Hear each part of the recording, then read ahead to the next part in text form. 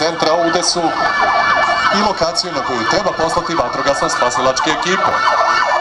Evo vidite, odmah se upućuju vatrogasno-spasilačka vozila i sanitetsko vozilo. Jedan vatrogasac spasilac razvlači gumeno vitlo za brzu navalu i raspašnim lazom vode gasi zapaljeni automobil.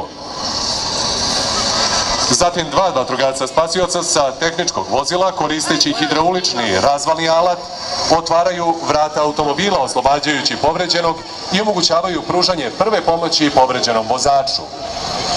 Vatrogasci povređenog mladića dovode do sanitetskog vozila, a medicinska ekipa vrši imobilizaciju vratnog dela kičme povređenog vozača.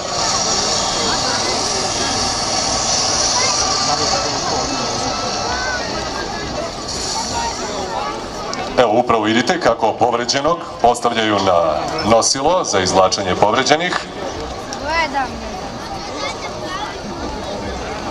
Zatim se on unosi u vozilo i potom prevozi do najbliže bolnice.